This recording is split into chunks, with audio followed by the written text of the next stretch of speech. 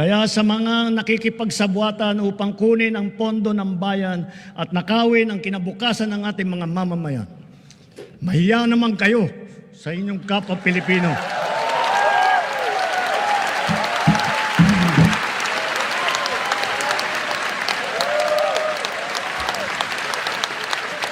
Mahiya naman kayo sa mga kabahayan nating naanod o nalubog sa mga pagbaha. Mahiya naman kayo, lalo sa mga anak natin na magmamana sa mga utang na ginawa ninyo nang binulsan nyo lang ang pera.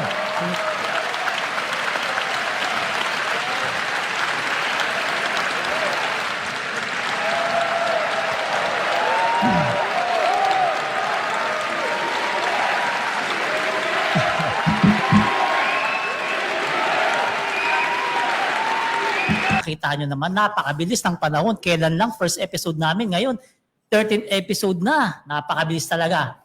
By the way, ako po pala si Palerista. Sa mga hindi pa po nakakilala sa akin, meron po akong YouTube ha. Bagong-bago yun. Please subscribe po. Doon po yung matinding mga balatan natin kasi sa Facebook medyo mabait tayo ngayon. So ito po, pakilala ko muna itong dalawang kasama ko. Ito po una si... Ako po si Yayam Dizon, mga kayayam, mga ka-BBM. Maganda po ang ating podcast ngayon. Marami po kaming inhandang mga topics or mga issues para pag-usapan ngayon. At kung gusto nyong hindi mawala ang 1/3 ng inyong buhay, panoorin niyo po kami hanggang sa katapusan. Ayos yan.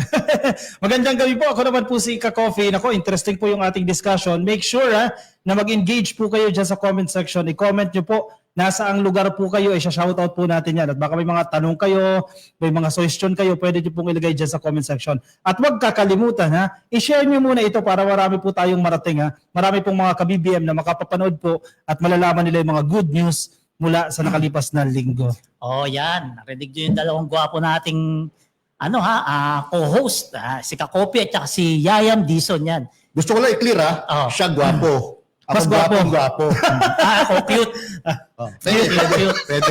Oh, cute. Sa'yo na yung cute. Parang masama loob na isang operator na kasimangot So yung mga ka-BBM, ito yung 13th episode namin ng Salamat PBBM at as usual, napakarami natin pag-uusapan, napakagandang balita sa lahat ng mga Pilipino dito sa mundo kasi lahat ng mga proyekto ni PBBM malalaman natin dito. Unang-una na. Ito, pampaganang topic talaga to. Ano ba yan? Viral talaga to. Talagang maraming konti yung minute ulo rito kasi konti na lang sila eh. Sino yan? Yung Sino yan? nag-unfollow, 200,000 lang yung nag-unfollow. Ibig sabihin yung 32 million, 200,000 na lang. Ito po, pag-usapan natin yung jet ski holiday Alam nyo naman si Meme Vice, ganda. Viral talaga ngayong ditong linggo na to kasi meron siyang jet ski holiday na talagang kinagalit ng mga maikitid. Siyempre, alam mo naman si Vice, komedyante, talagang kahit artist siya, sa concert niya, nagpapatama siya. Diba? Marami nasaktan. Konti na nga lang sila. Konti na lang. Ilan nila? 200,000? 200. Kasi yung 10 million yung followers ni Vice. 20 million, naging 19,000. 19,800,000. 19,800,000 na lang. Akala ko ba sila yung nagpanalo kay PBBM? Uni-uni nila yun. Yun yung masakit kasi katotohanan naman yung sinabi ni Vice Ganda di ba? Oo. Promise ni Digong yan, pag nanalo siya, sige pupunta siya dyan sa West Philippine Sea, magji-jet ski. May kasabihan tayo, ang pikon talo Correct. Diba? Bakit naman si PBBM ginagawan din ng spoof dun sa correct. sa concert na yun? Mga katatawanan na spoof na ginagawa kay PBBM, hindi naman nagre-react ng ganyan, di ba? Kahit tayo, bilang followers or supporters ni PBBM, hindi naman tayo nagre-react violently to the point na mayroong usap-usapan na i-declare pa daw persona non grata si Vice Ganda. Alam mo kaya hindi tayo nagre-react, kahit si PBBM hindi nagre-react.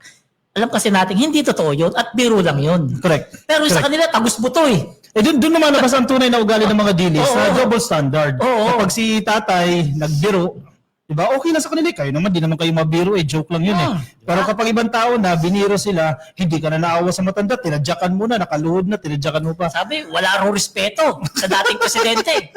Sabi ng mga dilis, wala raw respeto. Bakit sila ba may respeto ba sa presidente natin ngayon? Correct. Palirista ka, Copy. Palagay ko, hindi pala kasi nila na experience yung stand-up comedy eh. Correct. Baka hindi pa nakapag Hindi sila comedy sanay bar. guys. Mahal ba yung entrance sa ganyan? Meron ka lang agad 300, 400, bisa 500 pa, entrance fee pa lang eh. Hindi Baka nila hindi nila kaya, kaya, hindi nila kaya hindi kaya. nakakapanood ng stand-up comedy. Hindi nila kaya, hindi nila kaya. Tayo, sanay tayo nanonood ng ganyan. Minsan talagang yung pambabalahura ng mga host sa, di ba, sa comedy bar eh, talagang matindi. Basta huwag ka uupo sa harap. Ako pag medyo palapit-lapit na yung Bakit host, sa harap? gagawin kong pulutan. Ah. So pag papalapit na sa iyo, mag-CR ka na kagad. Kasi kakawawa ka. Totoo. So, ngayon, merong mga ibang mga politiko sa Davao na nagbigay ng ano kay Vice, nagbigay ng mga statement. Hindi raw maganda yung ginawa niya kasi wala raw respeto, pero hindi naman siya ginawang persona non grata pre, no? Wala pa. Wala no. Walang ganyan. Tsaka babaw naman. Yung iba vloggers, pero pang tanong eh, ano ba daw nagawa ni Digong sa kanya para ganunin niya? So, sobrang drama, no? Si Rocky, ganyan ang linyahan ni Rocky. Hindi pa kasi nila alam. Siguro hindi rito, itong mga to hindi nakakapanood ng mga palabas ni Vice sa sine. Hindi nila kilala yung ugali ni Vice na palabiro, na malakas mangantsaw, di ba? Nagkataon lang, yung kinantsaw, masakit talaga sa buto kasi tamusan, kasi totoo. Ba? Yun ang hindi nila matanggap talaga. Kaya sila ngayon, talagang binoboykot yung McDo. Ang problema, habang binoboykot nila, may picture na kumalat, si BP Sara kumakain sa McDo. At saka yung Shopee daw. Pero maya-maya may kumakatok. Shopee po. Oo, yun ang, ano pa ba yung mga ina-endorse device? Marami, di ba? Hindi nila, alam mo, dati galit sila sa kakamping na nakakancel. Ngayon, ugali nila, mas masahol pa sila sa kakamping, di ba? Ibuboykot yung mga produkto ni Vice na hindi rin naman nila talaga kaya kasi McDo na nga lang afford nila. Pero tayo mga BBM supporters, hindi natin ginagawa yun. Ay, Alam niyo hindi. kung bakit? Kasi may utak tayo eh. Diba? Alam naman natin na wala nangyayari sa mga cancel culture. wala yan. Malabong-malabo yan. Malabong-malabo yan. McDonald's, si buboykot mo, hindi nagalit sa mga anak nyo. Mga apo nyo, di ba? Oo. Tsaka, doon na nga lang yung mura eh. Di ba? Correct. Ngayon, eto, magandang pag-usapan natin to kasi seryoso to. Dako naman tayo doon sa West Philippine Sea kasi medyo napahiya yung malaking bansa dyan, yung China, napahiya talaga dyan kasi alam naman natin, binubuli nila yung mga mangisda natin, pati Philippine Coast Guard, ang nangyari, karma. Pero ganito pala kasi istorya niyan. Yung mga mangisda natin, nandun sa Bao de Masinloc, pinapaalis ng mga Chinese Coast Guard. Ngayon, syempre, itong Philippine Coast Guard sa Maclolo, hanggang nagkagirian yung barko sa barko, i-water cannon yung Philippine Coast Guard natin, hindi lang tamaan ng water cannon kasi mabilis yung barko. Dahil bagong bili pala yun. Bagong bili ni BBM. Kaya mabilis, hindi maabutan ngayon. Sa Maclolo ngayon, yung PLA, yung warship ng China. Sa Maclolo. Babanggain sana yung barko natin, babanggain. Sobrang bilis nga. Pagbilis, walang preno-preno yun eh. Yun, nagpreno sa kanya yung Coast Pero Guard. di ba yung sa atin, BFAR ship yan? Hindi naman yan Coast Guard Hindi. ship. Kaya yun ang nangyari. So, Imbes na mabangga nila yung sa atin, ang babangga talaga dapat to sa barko natin yung PLA, yung warship ng China, yun ang babangga sa gilid ng barko natin. Pero malaki yung pinsala doon na sa barko ng China, yung Coast Guard nila. Ano May yung pinsala dalawa pa ngang na maalam eh. Na Chinese Coast Guard, dalawang na maalam Ayun sa ang kanila. hindi maganda nangyari dahil merong buhay na nawala. Pero maganda rito. Doon mo makikita rin Sige, yung humanity ng ating mga empleyado ng BFAR, no? Or kung sino man nagpapatakbo ng ship na yon. Dahil, alam niyo ba, nag-offer pa ng help, no? Sa Chinese Coast Guard, itong mga Pilipinos, kung sakaling kailangan nila ng medical help. But they did not respond. Hindi sila kasi respond. siguro kahiyaan na rin, di ba?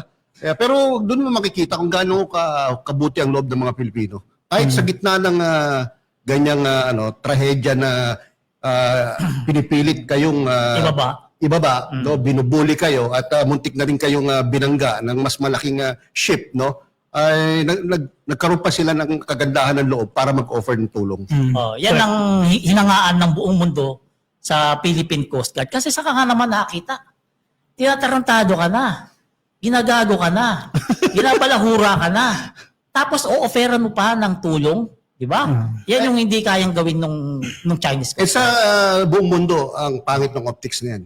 Di ba? Correct. Una yung optics nung picture nung Chinese Coast Guard vessel na heavily damaged. Ah. And then meron dalawang tauhan nila na namatay na sila rin mismo ang cause. And itong pag-offer ng help naman ng Philippine government representative doon. Oh, balita yan eh. Buong mundo no? Kahit saan ka magtingin ng Kahit international saan. media, yan ang binabalita. Yan ang ayaw ng China. Totoo. Yung napag-uusapan sila sa buong mundo, yan ang ayaw nila. Sana maging lesson na yan sa gobyerno nila na itigil nyo na yung kakahabol. Teritoryo din naman natin yan eh. Buti naman kung naghuhukay yung ginagawa ng mga barko natin dyan, hindi naman eh. Nagsusupply ng mga pagkain sa mga mangingisda.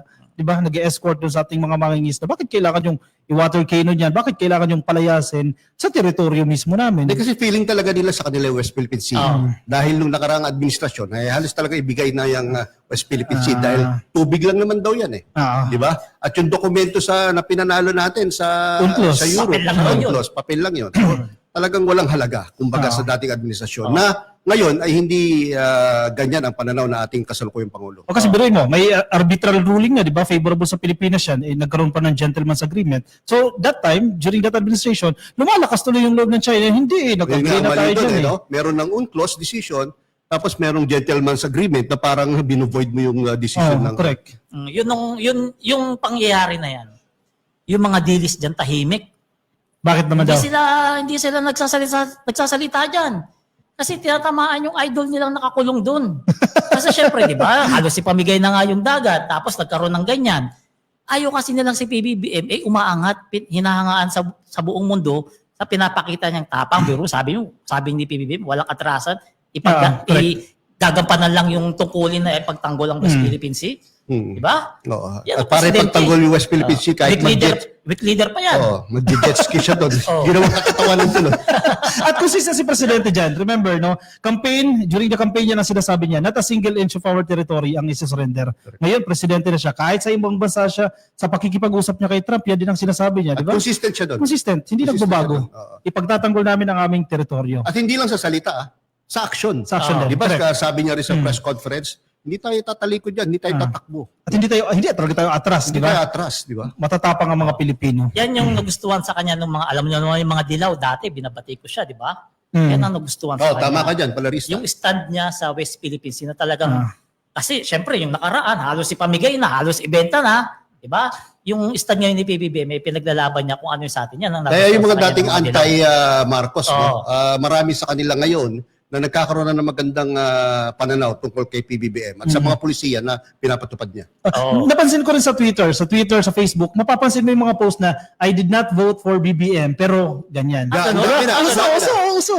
Ang gaganda ng write-ups, ha? Oh? Ang gaganda ng write-ups. Yan yung mga dilaw yan, Yes. mga Mga dilaw yan. Mga matatalinong, yung mga write-ups nila, napakaganda. Bakit Galing, yung no? mga dilis pa walang rights up ng mga yan? Meron. Kaso verbal, mura. At saka solicit. Ayun, yun ang right up nila. Solicit. Dahil meron silang pinakamagandang comment. Ano daw? Ha ha ha ha ha ha. alam nyo mga kababayan, sa mga OFW dyan sa mga kababayan natin sa ibang bansa, yan. Huwag kayo basta-basta magpapaniwala sa mga dilis vlogger o kahit sinong dilis dyan na nagsusulisit na gagamitin yung isang politiko na nakakulong kasi talagang yan, kalat na kalat yan, marami mga dilis dyan na nagsusulisit. Kaya sila mismo nagkakaaway-away sila. Ingat-ingat kayo, nag-aaway-away na yung mga yan dahil sa pera. Hindi gaya namin, di ba? Nanatiling mga... We're cool! Diba? Kasi mapera ka daw. Marami ka daw pera. Mukha daw, pero di ako pera. Lodi po namin si Palarista. Lodi po namin to eh. Hindi kailangan So, malulisit. Ito pa. Natapos ng West Philippine Sea, na pinakita ni PBBM na katapangan sa paninindigan sa West Philippine Sea, eto pa. Ibang klaseng katapangan naman to. katapangan to, ni weak leader. Ha? Week leader pa yan, ha? Ito, nagludsad siya ng website na kung saan, ang tinawag niya rito, isumbong mo sa Pangulo. Kung saan ikaw bilang ordinaryong Pilipino, pwedeng magsumbong direkta mismo sa ating presidente dahil mismong si PBBM nagsabi na babasahin niya yung mga comment dyan, yung mga sumbong niya, mga sumbong araw-araw. Anong masasabi niyo dyan sa website na yan? Okay ba o okay na okay? Sa akin, I think President Bongbong Marcos is doubling down on his mahiya naman kayo Sona pa. Ang ibig sabihin doubling down is he's reaffirming, he's intensifying yung kanyang Sona speech kung saan sinabi niya mahiya naman kayo. At pinapatamaan niya dito yung mga public servants, no, na nambubulsa ng mga pondo, no, galing sa mga projects ng flood control. Hindi lang yung mga public servants kasi it takes two to tango di ba? Kasama na rin dyan yung mga kontraktor na nakikipagsapuatan sa mga opisyal ng gobyerno. Doon sa opening video natin very strong yung statement ng presidente at ginagawa niya na ngayon. Diyan sa website na yan, chinek ko kasi yan sumbong mo sa pangulo.ph. Ang maganda dyan, i-type mo lang yung lugar. Halimbawa, saan ka nakatira? Halimbawa, Makati. Makati. Oh. Makikita mo dyan lahat ng mga projects, mga flood control projects sa Makati. Magkano yung presyo? Di ba? Andiyan dyan na yung detalye. Kung makita mo dyan, sa barangay namin to may flood control projects dyan, pero Wala. hindi nag-exist. Pwede sumbong yun. Pwede ka mag-send ng feedback. Pero panawagan din, syempre, wag ka naman gumawa-gawa na lang ng kwento para siraan. Halimbawa, galit ka kay mayor o galit ka sa kay congressman, gagawa ka ng kwento nang hindi naman totoo, di ba? Dapat supported with evidence yan. Kung picturean ninyo, nakalagay dyan sa halimbawa sa isumbong sa Pangulo.ph, completed na yan, pero nakita mo nakatenga yung tulay, that's the time na ireklamo nyo yan. Hindi, sa tingin ko, malabo yan magawa yung mga loloko-loko. Kasi, di ba may account pa rin yan? Kaya malabo pa rin yan magawa na magloloko ka. Matitrace. Oo. Kaya meron talaga, kasi yung ibang accounts naman, fictitious accounts. Sabagay. Ako nga, tininan ko nga yan Tininan ko yung lugar namin. Ang daming flood control. 6 wala lang ako time ngayon kasi busy. Pero sa linggo siguro, puntahan ko kung totoo ba yung mga flood control na yun. Kasi isang barangay, 6 yung flood control. Wow. Hindi na kayo binaba. Baha pa nga rin. Pag umulan niya, pasok lahat sa tindahan ko kaya nga nagtataka nga ako, may flood control pala ron sabi na bibisitahin ko talaga yan sa linggo para malaman. Yung initial na pinakita ng Pangulo na isang araw, doon mo makikita merong mga glaring example Correct. Kumbaga may red flags talaga. Katulad na meron siyang nilagay doon na top 10 na 15, top 15. top 10 na provinces na flood prone. Tapos pinakita niya rin doon yung top na mga nakatanggap ng flood control projects. Merong mismatch 'Di ba? At merong mga LGUs, may nagsasabi, parang hindi namin nararamdaman o hindi namin alam yung Correct. flood control projects na yan. Like sa Bulacan, sabi ni Governor Dan Fernando, wala kaming alam dyan. Samantalang sila yung pinakamarami atang natanggap na projects. Insertion. Tapos ang kagandahan dito, mga ka-BBM, mga ordinaryong tao nagrereklamo na. Correct. In fact, kahit sa akin lang, kung alam nila, meron tayong Salamat PBB podcast, ang dami nagchat-chat sa akin. At kahapon may nagchat sa akin. No? Tignan nyo, sir, yung Palawan. Mga ganyan. Tignan nyo, sir, yung Pasig. Yung sa Pasig, yan yung binabanggit ni Vico Soto. Di Yung ba? kalaban niya sa politika, no? Oo. Actually, ito, participatory governance, malaking bagay yan Kasi, ini-engage mo yung citizen sa pamamahala, di ba? Pag nakita kang reklamo, sige, bigay nyo sa amin yan. At assurance sa presidente dyan, sabi niya lahat. Lahat ng mensahe nyo dyan, babasahin ko yan isa-isa. At ang maganda dyan, halimbawa, example natin, na-mention naman natin si Vico Soto, ang alkalde ng Pasig City. Dyan mo ma-check. Halimbawa, itong contractor na yan, 5 projects na kuha niya, ganito kalaki. Ma-check mo dyan, nagbayad ba ng tax yan sa LGU? Di ba? Totoo ba na nag-i-exist yung mga programa na yan? Kumbaga nagbukas ka ng Pandora's box, magsisimula ng investigasyon. Katulad Susuriin yung sinasabi nga yan ni Mayor Vico Soto, may lumabas na report, kanina ko lang ata nabasa, na 9 na companies doon sa nilabas ni PBM affiliated with just one group na nakakuha ng maabot na 31 billion worth of flood control projects. So yan ang mga talagang dapat tignan talaga ng ating pamahalaan. Itong ginawa ni PBBM na to, kung di ako nagkakamali, parang first time na presidente gumawa niyan, na magsusubong direkta sa kanya. Ay nako, Palerista, ultimong si Pinoy, yung kanyang daang matuwid, hindi nagawa yan. In fact, nagkaroon pa sila ng issue tungkol sa DAP, di ba? Kayo sa impeachment ni Renato Corona. Justice Renato Corona, So, hindi niya nagawa, yung daang matuwid. Si PBBM lang talagang gumawa nito, Naglakas loob na isiwalat itong mga ganito. At umpisa pa lang yan, Sa tingin ko, tatapusin to. Dahil kung hindi tatapusin ni PBBM, siya ang malalagay sa alangan Di ba? So, anong sinasabi ngayon, kakopi, ng mga critics, bashers niya noong 2022 before the elections, na kung ano-ano inako sa kay PBBM. Ang sinasabi nila, most corrupt. Di ba? Gagayahin yung tatay. Yung kanyang mga aligasyon, di ba? Mag-violate ng human rights. Correct. Napapahiya sila. Wala, may pinatay na ba? Wala. Tuloy. Kung lamok ka, hindi makapatay si BBM. Kaya ngayon nagugulat ang tao eh. Kaya kahit mga editorial ng mga newspapers, maganda yung sinasabi, no? Because yung presidente na inakusahan na corrupt, no? Pamilya corrupt, magmamana ng corruption, ay siya ang parang nagiging corruption czar natin ngayon. Namumuno sa paglaban sa corruption. Actually, malaking ano to eh. Sigit ko lang, no? Itong pag-amin ng presidente na nag-i-exist itong corruption sa baba, di ba? DPWH for instance, no? Or saan mga LGU yan. Yung pag-amin, kahit na magiging negatibo yung impact niya sa gobyerno, kasi isipin ng tao, grabe naman, corrupt naman ng gobyerno. Pero kailangan gawin to ng presidente para mahinto na yung sistema. Kasi for the longest time, every decade, nangyayari yan eh. Kinaugalian na eh, naging practice na yan. So ito pala, may sinabi pala si Vico Soto na six stages ng corruption ayon kay Mayor Vico Soto. Hindi sa akin, baka sabihin niyo, invento ko to. Una, una pa lang, bidding pa lang, may anomalya na o sabuatan na. Totoo yan. Pangalawa, substandard ang proyekto o minsan guni-guni lang, walang totoong Ghost ginagawa. project. Oo. Pangatlo, malaking SOP, nako totoo yan. Minsan kalahati o higit pa ng project cost na pupunta sa bulsa. Yan, totoo yan. Hindi nagbabayad ng tamang buwis sa BIR. Kulang sa zero. Kulang o zero. Kulang o zero ang binabayad na business tax sa LGU kahit top contractor.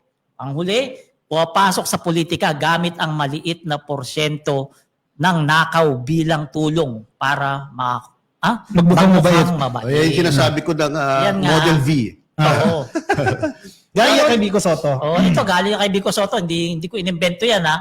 Ngayon, etong Palerista, ano yan, doon pa lang sa number 1, alam ko totoo eh. lahat yung totoo. Kasi ano eh, yung bidding, lalo na kung ang amounts is less than 100 million, Alam na. pinag-uusapan na lang yan eh. Alam na. Kunyari, ang isang distrito ng DPWH o yung even yung mga politiko, nagme-maintain lang sila ng 3 to 5 na contractors. No? Kung hindi man sila yung contractor kasi iba dyan, merong contractor talaga mismo, gumagamit ang mga dami na tao.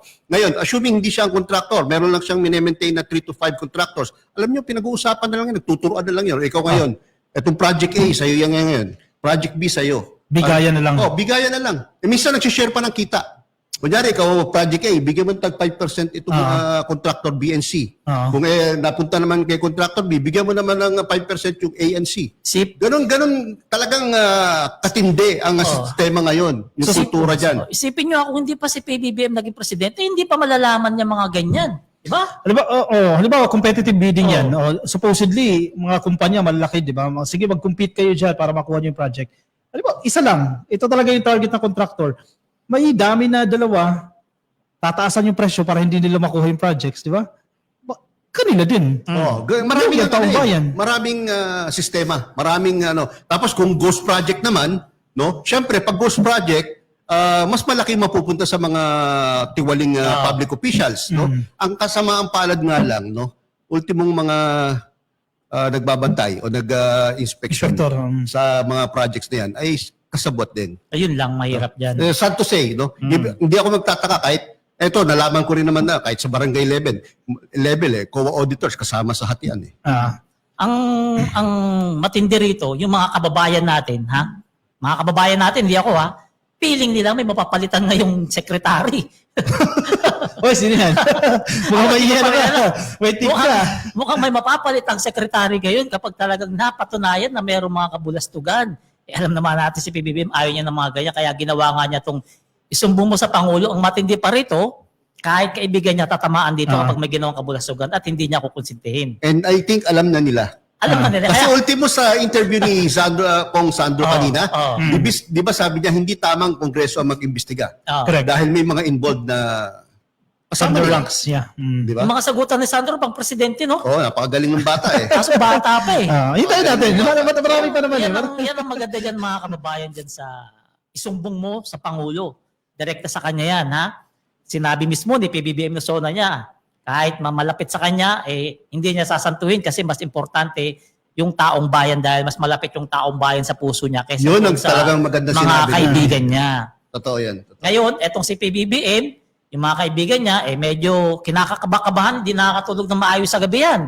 Lalo na may mga ginawang kabulastugan na masisilip na kasi talaga binubusisi Ngayon, paspas-karipas na sila eh. Paspas-karipas na sila sa trabaho. Even yung mga LGUs, mas binibilisan na nila yung kanilang pagtatrabaho. Kasi nag-i-inspection ng presidente. Oo. Pag nakita nila, ako, malilintikan yan. Pag binisita sila ni Secretary Amena, walang sabi-sabi yun. Oh, correct. Magugulat na lang si Secretary Amena pangandaan pa, bastonera ng budget yan. Kaya yan ang iingatan nila. Ngayon, etong si, konektado pa rin dito, si Ramon Ang. Aba. Ha? Si First Lady pa lang nasa likod niya. Yan, ikaw na nga magkwento. Valerista, ito naman yung ibig sabihin, ito naman yung solusyon. Oh. No, kanina pinag-usapan natin yung pag-audit, papanagot sa mga nambulsa ng pera ng taong bayan. Ito naman yung solusyon sa ating flooding, sa ating pagbabaha no? Sa Metro Manila at sa buong bansa. No? Dahil itong tao na pinag-usapan natin, si Mr. Ramon Ang, presidente ng San Miguel. San Miguel Corporation, ay nag-offer na siya na daw magsosolve ng problema sa baha no? At no cost to the government. So, yun ang maganda dyan. Yun yung maganda pakinggan. Zero cost sa government. At tinawagan lang pala siya ni First Lady dyan. Yun ang malupit doon. Ka-BBM, May no? video tayo, panoorin mo Pakinggan yan muna yung natin yung video bago natin pag-usapan. Dahil napakagaling. Tawag sa akin si First Lady. To be exact, parang factual. Istigan ko. Itakbo kagad din. In-organize ko kagad yung mga team natin. May dalang drone.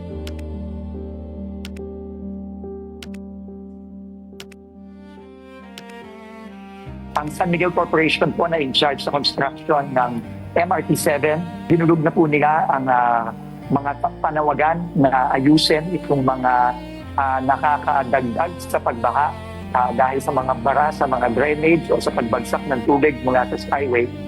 Binibigyan na po nila ang pag-address sa mga problema ito. Yan.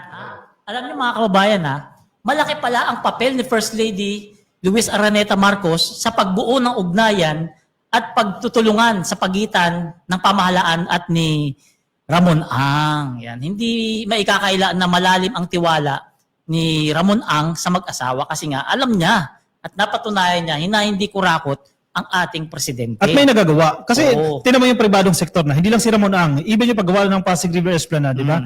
Nagtitiwala sila sa gobyerno, sa first couple, kaya mag-i-invest sila ng libre, di ba? Magbibigay sila ng tulong. Kasi kung galit ka sa presidente, galit ka kay First Lady, hindi ka maglalabas ng millions of pesos para tulungan siya. Kung may kasi gusto mo, pagdududa ka. bumagsak ka di ba? Ako nagagalingan talaga ako sa instinct nitong si First Lady, no? Grabe, no? Siguro naisip niya, ito si Ramon Ang matagal nang tumutulong to. Di ba siya yung ng mga rivers? Pasig River, Pasig River. Mga Basura. basura, yung mga water lilies, saka hinuhukay pa yan para mas lumalim yung mga rivers natin, no? Immediately naisip niya si Ramon Ang. Kaya tinawagan niya para sabihin yung tungkol sa mabagal na daloy ng tubig sa mga rivers. Tapos sasabihin na naman ng mga beater nangingialam na naman si First Lady dyan. Alam niyo, Ito na nga yung ginawa. alam niyo ako, hindi ko alam yan. Kung hindi pa lumabas yung video na yun. Oo. Kasi hindi si First Lady mahilig mag-post sa Facebook niya, ganyan, sinabihan ko si Ramon. Hindi naman kasi Hindi kasi epal siya- si First Lady. Ayun, na hindi kasi siya epal, kaya hindi na, kahit ako, hindi ko nga alam kung hindi pa lumabas yung video na yan. Doon ko lang nalaman na Hindi natin malalaman. malaki pala tulong ni First Lady para si Ramon Ang mag-initiate ng kanyang tulong sa gobyerno. Paano? Gusto ni First Lady talaga na mag-succeed ang kanyang asawa. Dahil alam niya, kapag ang asawa niya nag-succeed, Nasira. nag-succeed, ang buong Pilipinas ang magsasucceed. Ang Pilipino magsasucceed. No? At kapag nasira, ganun din ang Damay mangyayari. lahat. Damay lahat. Sinabi ng presidente yan sa kanyang press conference ng isang araw, no, na malaki talaga yung tulong ng private sector sa pag-address dito sa problema ng pagbabaha. Pero we have to consider din yung mga local government units, malaki din yung inyong trabaho, lalo na po dito sa Metro Manila, yung waste management. Di ba? Kasi yung problema sa waste management, yan yung in-actionan nila Ramon Ang. Imagine mo, i-address mo yung problema mismo, yung simpleng mga bara dyan sa estero, sa mga waterways natin, hindi na papasok yung grupo ni Ramon Ang. So, ibig sabihin, tama rin si PBBM. Hindi pwedeng iasa din naman kay Correct. Mr. Ramon Ang sa naman. private sector. Dahil malaking papel ng LGUs tungkol naman sa basura. Etong waste management naman. No? Ayan, Solid so, waste management. So mga kabibim, napakabilis ang oras, kalahating oras kagad. Basa nga tayong comment. Sige, Pero sige, ang sige. gusto basahin dito, ibaba nyo nga yung 2 beses akong nag-absent. Malaking mortal sin yan. Sino ba yung 2 beses akong nag-absent? Ay, nabasa ko yan. Sino ba yan? Ibaba mo ang pangalan para masermonan. Sino yung 2 beses ako nag-absent? Anong Feeling ko, pangalan niya? nanood yan ng may event last time. Yeah, sino yung 2 beses ako Sa nag-absent? Senate. Oo. Sino ba yung dalawang beses absent? Bakit ka nag-absent? Ayan. Yan. Si Sunflowers. Sunflowers. Naku. Suki natin Naku, suki natin. Huwag mo na pagalitan. Oo, naku, huwag po kayo mag-absent dito sa mga podcast namin kasi mortal sin po yung mga ganyan. Sabi ko nga kanina, you miss 1/3 of your life. You fail to watch Basa pa, our comment. May podcast. oras pa. Basa Sige. comment. Yan, Nelita Di Juan Mateo. Ayan, good PM po. God bless po. Shoutout po sa inyo. At tas ito si Has Ilab, nagrereklamo nata, Villanueva, sa Bulacan, flood control. Oh, mukhang si Senator Villanueva ang sinusumbong niya. Ay, sabi ni Sunflowers, nakakapogi ang attire nyo ngayon, sir. Bumabawi ka lang eh. Absent ka kasi dalawang araw eh. Bawi ka naman eh. Bumabawi ka lang sa Sunflower eh. Dapat pala mag-attendance tayo everyday, no? Oo. Ayan, present. Pag nandito kayo, nakikinig kayo, present dapat. Ito, Charming Rosal. Hello, ma'am. Hello, mga idol. Always watching from China. Hello, magandang ano ba dyan? Umaga? Yan. Shishi. Sabi ni Michael Geronimo. Geronimo, we support and love PBBM. Ay, thank you. Pare-pareho tayo. Oo. Comment Sige pa, comment. Kay Mines Misno. Oy, grabe ka, palirista ha. Pinapagalitan mo yung absent eh. Alam niyo, bawal kasi mag-absent. Kasi syempre, tuwing Miyerkules na nga lang, absent pa. Di ba? Dapat laging present para maganda Ito, yung may nagsabi. algorithm namin. Emelita Piacado. Piacado. Present lagi. Sir, Japan. Oy, shoutout. Konbanwa. Sige, i-comment nyo po kung nasaan po kayo, anong parte dito sa Pilipinas, ibang parte ng mundo, i-shoutout po natin yan. Comment kayo dyan. Okay, punta tayo sa susunod na topic natin tungkol sa pagbisita ni Pangulong Bongbong Marcos sa Marikina naman. Ay, nak. No? Para inspeksyonin yung infrastructure improvement project dyan, no? Para maiwasan na ang pagbaha-baha dyan sa Marikina. Hindi lang Marikina, buong Metro Manila. Okay, sa buong Metro Marikina Manila. ginagawa, pero ang epekto niya sa buong Metro Manila. Ang tawag niya dito ay Phase 4 ng Pasig Marikina River Channel Improvement Project or PMRCIP. No? Yan. At kasama niya dyan sila DPWH Secretary Manuel Boloan, si MMDA Chairman Don Artes, no, si Marikina 2nd District Representative Miro Kimbo, and then si 1st District naman si Marcy Chodoro at ang Mayor si Marjorie Ann Chodoro sa inspection na yan. Noong isang araw yan. Ano masasabi niyo dyan? Alam nyo, maganda itong ginagawa ni PBB na pag-inspection. Kasi dito makikita na hindi lang hanggang salita. Di ba? Yung sinasabi niya, yung mga lumalabas sa bibig niya, ginagawa niya rin kasi kung magdadal ka dyan, hindi mo rin mapupuntahan mismo yung mga problema. Di ba? Lulukuhin lang siya ng ibang mga tao sa baba na ganyan-ganyan, ganon-ganon. Maganda pa rin yung nakikita niya yung proyekto para siya mismo, alam niya kung ano yung gagawin kasi alam niya kung ano yung nagiging problema. Oo. Correct. Actually, itong project na yan, isa yan sa master plan para i-address yung flooding ng Metro Manila. Kasi kung titingnan mo, yung Marikina River, nakakonect sa Pasig yan, di ba? And then kukonect sa Manila Bay. Kumbaga yan yung natural drainage system ng Metro Manila eh. Oo. So hindi lang naman Marikina makikinabang dyan. Pag maganda yan, malawak yan, kasi parte ng project, yung dredging, yung slope protection, mag-construct ka dyan ng mga slope protection, yung pagpapalawak sa ilog, mapabawasan yung pagbaha sa iba't ibang mga lugar dito lang sa Metro Manila. Ang kagandahan yan, tinutulungan tayo ng JICA. Oh, correct. Japanese technology din. Yes, so Japan International Cooperation Agency, no. Sila ang katulong ng ating gobyerno para ma-solve ang problema sa pagbabaha. Pero alam nyo ba sa panunungkulan ni PBBM ngayon, mga Marikina mismo nagsabi dyan, alam nyo naman, nagpunta tayo dyan, interview tayo dyan sa Marikina. Sila na mismo nagsabi sa panunungkulan ni PBBM, hindi na ganun kataas yung baha nila. Correct. Hindi na ganun kagrabe. Talagang nag-improve yung baha dyan sa Marikina, hindi na ganun katindi. Kasi ako laking Marikina, di ba? Nakwento ko na ito ng isang araw. Nung nilaunch yan, sumbong sa Pangulo.ph, chinek ko kagad yung barangay. Nakita ko ang daming flood control projects. Pero in fairness naman, malawak na yung ilog, yung slope protection maganda, at wala ka nababalitaan na pagguho. And yung patunay dyan na naging effective itong mga flood control projects, usually kasi pag number 18 meters na yung water level sa Marikina River, maraming kalsada dyan sa Marikina, may tubig na. Pero itong recent typhoon, hindi. Kaya pala dyan din nagko-concentrate yung mga tulong ni Mr. Ramon Ang, no? Kasi ang Pasig Marikina River, no, yan ang pangunahing drainage, Correct. ng Metro Manila. Because ang lawak niyan is 635 square meters. Grabe, no? Kaya dyan, kumbaga, bumabagsak talaga ng malaking volume ng tubig na napupunta sa mga bayan-bayan. No? At saka ang iniiwasan na dyan yung maulit yung nangyari nung Undoy ba yun? Undoy. Sobrang taas ng yan. Undoy. Yan sinabi ng mga taga Marikina, kahit gaano karami, kalakas at katagal ang ulan, hindi na nila muli pang nararanasan yung undoy. Nandun ka pa ba noon undoy? Oo, Ondoy, nasa bubong kami. Second floor na yung bahay namin, nasa bubong pa kami. Apektuhan kayo. Sobrang taas yan. Kaya yung mga taga Marikina, in fairness naman, kung usapin ng pagiging resilient, isa sila sa pinaka-resilient. Kumbaga na-master na nila. Good thing, kasi di ba pwedeng masanay ka na lang sa pagiging resilient, di ba? Kailangan may long-term solution ka dyan. In fairness, effective ito mga flood control projects. May magagandang flood control projects, meron din naman na mga bulok. di Ito ba? may sinabi Pagkakatarahan. si President Bongbong Marcos Pinalalagyan daw ng additional culvert pipes diyan sa pagitan ng Sumulong Highway, McDonald's Avenue sa Marikina City. Ano bang nagagawa yan? Yan ba yung malalaking pipes? Yan ba nasa picture, nasa yan yung culvert pipes, no? Pinadadagdagan ni PBBM para talagang mabawasan ang pagbaha sa mga lugar na yan. Sa laki niyan, wala na magbabarang basura diyan. Kaya nga, hindi na Malaki kayang, pa sa tao. hindi na Parang kayang dalawang tao yan. matakpan ng basura yan. Alam niyo kung gagayahin lang ng lahat ng lungsod, yung BGC, nakita niyo naman siguro yung plano niyan. May malaking yan, yung storage ng basa. Sa ilalim, no? Oo, sa ilalim. Sa ilalim pala niya, kung di ko nagkakamali, 10th floor.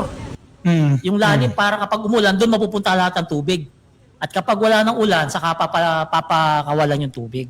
Ang maganda sa BGC, kumbaga na urban plan yan Oo. 'Di ba? Yung Metro Manila kasi sa kabuuan walang planong maayos Pero yung sa France, yung drainage nila, lalim sa ilalim dun, no? Ganun nga yun. Pero Okay, tagal nang na plano yun, no? Itong sa atin sa Pilipinas, especially sa Metro Manila, hindi ganun ka naging advanced yung planning nung mga unang panahon Kaya talagang nagbabaha. Tsaka siksikan, congested na masyado ang Metro Manila. Yung mga waterways natin maliliit na nga, tatayuan pa ng barangay. Pero bago tayo lumayo sa topic na yan, no, mga kababayan, mga ka-BBM, yung hawak po natin na ating mga basura, wag naman natin itapon kung saan. No? Sabi nga ng Pangulo, meron tayong 59 pumping stations sa buong Metro Manila, pero kung tatapon natin kung saan mga basura yung mga pumping stations na yun, magkaklag lang din. Hindi gagana. So, hindi gagana. So magkakaroon pa rin ng pagbaha. At bukod doon, gagastos tayo ng gagastos kasi ayusin yung pumping stations na yun. Ito, basa natin comment. Sabi, Sir Yam, tama po yung sinabi nyo. Dapat sinusunog yung basura kaso pag sinunog, bawal din. Anong dapat gawin sa basura? Actually, hindi dapat naman yan pwede sunugin. i-segregate. Kasi Segregation. pag sinunog mo yung basura, bawal talaga na makadumi ka na ba ng hangin. Segregation, tapos Oo. itapon sa mga tamang lalagyan. Tapos pag pinikap yan ng yung mga garbage basurero, collector, no, itatapon sa tamang lugar. Actually, basic na 3 Rs, di ba? Reduce, recycle, reuse. Marami pa yan. May mga repurpose pa yan. Yung sirang upuan, anong pwede mo siyang gawin, di ba? Para hindi mo itatapon. Ang problema kasi sa atin, ay hindi ko na magagamit yan, itatapon na. Ay, nakakatawa nga pati Papunta sa mga stereo. refrigerator, mga salasit nandun sa nasa reverse natin di ba? Yan ang mga nakita Totoo yan. May kasalanan din tayo. Ang problema, tayo din yung magrereklamo. Di ba? May pananagutan din tayo Kaya dyan. dapat magsisimula yan sa sarili natin. Kasi kahit anong flood control ipagawa ni PBBM dyan, kahit maglagay pa ng malaking bodega ng tubig sa ilalim ng Metro Manila, kung yung basura natin, hindi natin kayang ayusin, hindi Baka matatapos. nga yun ang motivation ng mga nagkurap ganyan din naman, magkababaha pa rin lang, di ibusa na lang natin yung pera. Kawawa tayo pag ganyan. Bobo tayo. Ngayon, etong mga flood control ni PBBM, makikita naman natin na sinisikap niya na mapaayos ang lahat-lahat kasi nakita naman natin, nakaraan, pabayaan, dami flood control, hindi naman pala ng mga nagawa, hindi na natapos. Kaya ito yung talagang pinapriority ni PBBM para mabawasan yung pagbaha-baha rito sa atin. Tama! Kasi nakakapagod na yung pagiging resilient. Hindi forever resilient Hindi ka tayo. ba nasanay? Ako sanay na, pero sayang din ang pera ng gobyerno. Kaya paulit-ulit lang yan Sayang. Imbis na magagastos mo na yan para sa human development, di ba? Magamit mo na yan para sa research and technology. Wala na. Mga kabibigyan, kung yung ilang bilyong piso na ginagastos sa flood control projects, kung hindi na tayo gagastos para dyan at mapupunta na lang sa bulsa ng mga mahihirap, edi ulad tayo ng correct. Correct. Diba? Kaso daang-daang bilyong piso ang ginugugol natin taon-taon. In fact, sa 2026 net, no? 300 billion pesos ang nakalaan dyan. Flood control lang. Flood control lang. So sa mga kabibim natin dyan, lalong-lalo yung mga nasa ibang bansa, ito i-comment nyo nga kung ano yung ginagawa ng gobyerno o kayo mismo dyan sa mga nasa ibang bansa, ano bang ginagawa ninyo sa basura ninyo para just in case mabasa natin, magkaroon tayo ng idea. Oh, yung mga O, yung mga nasa ibang Filipinos, bansa. nasa ibang bansa. Oh, I-comment nyo nga po kung anong Anong ginagawa ginagawa nyo sa kung basura dyan? nasaan man kayo ngayon. Para malay mo, magaya nating mga Pilipino. Di ba? Oh. Ngayon, babasahin namin po yan na mga comments nyo mamaya. Now, we move to our next topic. No? Etong kasama tayo dito. Ay, maganda yan, maganda yan. Budget Bastonera ng Masa, Secretary Mina Pangandaman, no, ay nag-inspect nitong EDSA Busway Rehabilitation Project diyan sa may SM North EDSA, no? At nandun tayo, nakita natin kung gaano kaganda tong plano na to. No? Ano ba sabi mo, Kakot? Para kang nasa ibang bansa eh. Kasi yung kumbaga yung model nila yung SM North Station eh, 'di ba? Yung mga sumasakay ng bus, mapadaan kayo diyan sa may harap ng SM North. Ang ganda na, 'di ba? Parang wala ka na sa Manila eh. Actually, mas maganda pa nga sa mga station sa iba't ibang bansa, may mga upuan, maganda yung lighting, walang mga nagtitinda, 'di ba? Maaliwalas, bagong pintura, yung mga daanan. So yan yung plano. Gayahin yan kung ano yung meron diyan sa SM North Station, diyan sa busway na yan, i-implement yan sa iba't ibang stasyon ng bus. Tsaka safe, maraming security guard. Oh, correct. Di ba? Sa baba pa lang, 3 na nakita ko eh. Maliwanag, Security maaliwalas, guard. security guard, Mabango, security mabango. tao, mga bango. Usually kasi mapanghi yung ano eh. Pero alam nyo, nanibago nga ako ron nung pagsakay natin sa bus. Kasi 22 years old ako, natuto na ako magmotor. Hindi na ako nagko-commute. Doon na lang ako uli nakasakay ng bus. So, Nagbayad ka ba? Hindi, iway nga yun eh. kaya pala nagre-reklamo yung ano. Hindi, nagulat yung conductor eh. Uy, ano to? Shooting ba to? Shooting? Kasi nakita eh, si Secretary Amina, akala niya artista porket maganda yung kutis eh. Hindi, kwento natin. Oo. Maganda kasi yan eh, nag-inspection, di ba? Mula dyan sa SM North Station, papunta sa North Avenue Station yan. Siyempre, kasama si Secretary Amena, Saka si si Vince. Secretary Vince Secretary Dizon. Eh, surprise yung inspection eh. Sumakay ng bus. Eh di, ang dami nakasunod na media. May mga vloggers pa. Kami, napuno yung bus. Nung pababa na, hinaharang na tayo ng konduktor. Hindi po kasi pre-arrange yung bus na sinakyan namin. Kung sino yung unang dumaan, Hindi kasi scripted. dumating, Hindi scripted. doon po kami lahat sumakay. Eh, ang dami. Wala nagbayad. Kaya pa, pasensya. Hindi, isang istasyon lang naman eh. Sa stasyon lang naman. Pasensya na, nasakyan ng bus talaga. Puno talaga yung bus. Tawa naman yung konduktor. Natatawa sabi, sir, sisigili ko. Ito, tinuro ko si Yayang, hindi sisigili. Ang dami siguro, mga 20 pasahero yun. Hindi sumakay lang naman sa North, SM North. Bumabari kami sa Trinoma. Lapit lang no, pwede ka lalakarin yun eh. Pero sa tingin ko, no, kung ganun kaganda yung EDSA busway, no, sana yung mga bus magaganda rin. No? Yung maganda rin yung klase ng mga Maganda, bus, mga maganda bago, at if possible, e-vehicle pa. Yun. Tsaka, Maganda. ang napansin ko ron, yung pintuan, unti-unti na lang tinatransfer sa kaliwa eh. Oo, para hindi na Yung kasi nilabasan right now, natin sa kaliwa tayo lumabas eh. kasi right now, puro nasa kanan, ano? Ganun kasi sa atin. Ngayon, sa Kaya kaliwa. medyo may danger pa rin. Kasi, no, sa side ng merong dumadaan. Pero ang bilis na, no? Pag busway, bilis, kasi ang ako bilis. nagbabas eh. Alam mo, mas mabilis pa sa motor, sa totoo lang. Ang bilis talaga, mabilis. Mas mabilis pa raw sa LRT at MRT. Oo, Nung tama. magbabas ka. Kasi kung maghintay man yung bus, sandali lang eh. No? Oo. Tapos alis na agad. Ako, Tapos pabor ako. walang traffic. No? Pabor ako dyan sa busway kasi mas importante yung mga publiko natin na mga mananakay kaysa roon sa mga nakakotse na isa lang nakasakay sa kotse. Gaya ni Yayab, laging isa. Kailangan may kasama. Nakakontribute to traffic. Ako rin, minsan. Pero mas madala si Yayab. Pero maganda yung ginawa dyan ni Secretary Amena Pangandaman pati ni Vince Ayan, Dizon. no, nakikita nyo sa video. O, ayan. Ito si Secretary kasi alam nyo naman, di ba? Inutusan ni PBBM yan na inspeksyonin lahat ng mga proyekto ng gobyerno. Kaya yan, in-inspeksyon niya yung trabaho ni Secretary Vince Dizon. Eh, maganda naman yung kinalabasan kasi kanya maaliwalas. Safe yung mga pasahero, may mga bakod, may mga security guard. Ang kagandaan kay Sec Mina, sinabi niya rin na hindi lang siya naandun para punahin yung mga proyekto. Andun din siya para tignan mismo kung kulang naman yung budget para madagdagan. No, hindi lang siya naandun para magbaston ng mga nag-implement ng proyekto, kundi tanungin din kung meron pa rin mga kailangan na para mapuno yung proyekto. Feeling ko, yung iba, ang politiko, ibang sekretary, kinakabahan dito kay Secretary Amena, baka biglang bisitahin na walang sabi-sabi. Oo, totoo. Katulad doon sa Pampanga. no? A day before nagtambak ng mga grab. Magaling yun, natunugan. Oo, magaling yung Natunugan. Bago pumunta sa sekretary, nagtombak na ng mga graba. graba sa kasan para takpan yung mga lubak-lubak. Okay, mapunta tayo kay kay PBBM saka kay Secretary Mina Pangandaman kahapon nagbigay ng NEP. Formally introduce ni Secretary Amena Pangandaman yung National Expenditure Program 2026, no? Kay PBBM 'yon. Tapos this morning kung saan andun din tayo, no? Formal naman tinurn over ni SecMina sa Kongreso yung NEP, no? And in fact nagulat ang House of Representatives dahil mukhang napaaga. Putuloy kita dyan yan. Kasi tayo naintindihan natin yan. Ipaliwanag mo sa mga simpleng mga nanonood dati, sa mga simpleng kababayan natin, kung ano ba yung NEP. Okay. Mga kababayan, ito yung plano ng gobyerno na gugugulin sa susunod na taon o kada taon. Kumbaga, yan yung budget. Yan yung budget Oo. na gagastusin ng gobyerno para sa mga serbisyo niya, no? Sa iba't ibang departamento o sektor ng ating lipunan, Oo. no? Katulad kunyari sa DepEd, magkano budget, sa DPWH, magkano budget, sa DILG, sa Department of National Defense, sa health na napaka-importante, diyan nakalagay po yan. Tapos yan ang pagdidiskusyonan ng both houses of Congress, House of Representatives at Senado, Senate. oo. No?